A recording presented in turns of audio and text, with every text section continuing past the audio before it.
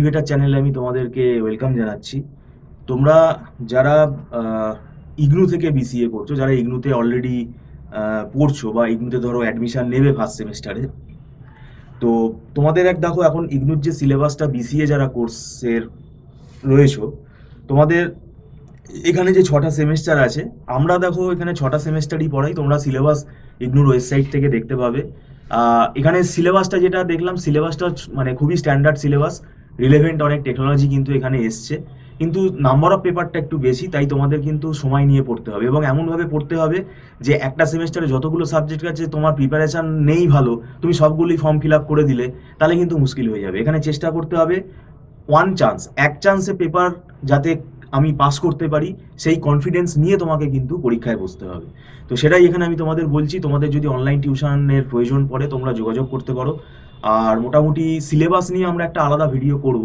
তবে আমি তোমাদের রাফ একটা বলে রাখি, তোমাদের ফার্স্ট সেমেস্টারে দেখো PC software basic fundamental computing যেটা আছে, তার সাথে ম্যাথামেটিক্স রয়েছে। তারপরে তোমাদের সেকেন্ড সেমেস্টারে computer organisation, architecture, operating system, Linux lab আছে, তার সাথে উইন্ডোজ আছে। লিনাক্সটা আমরা করাই, আলাদা করে করতে হয়, শিখতে হয় লিনাক্সটা। আর সি প্রোগ্রামিং, পাইথন দুটো একসঙ্গে রয়েছে।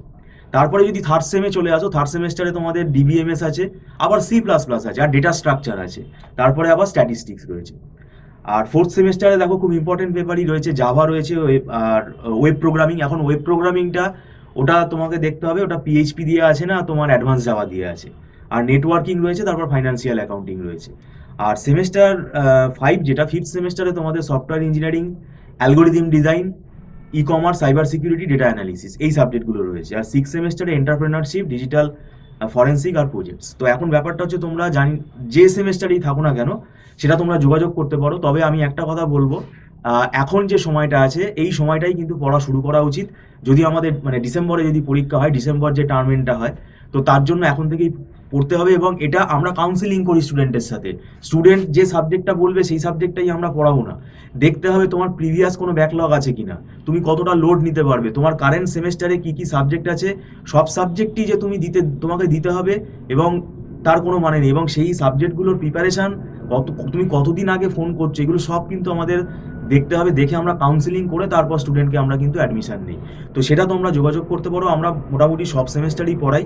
তো সেক্ষেত্রে সেটা কথা বলতে হবে, কথা বলে জানতে হবে।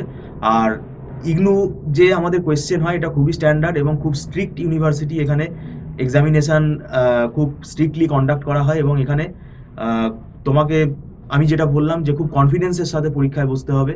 ক্যাজুয়াল অ্যাপ্রোচে, ক্যাজুয়াল প্রিপারেশান নিয়ে কিন্তু এখানে কিন্তু পাস করা খুব ডিফিকাল্ট হয়ে যাবে।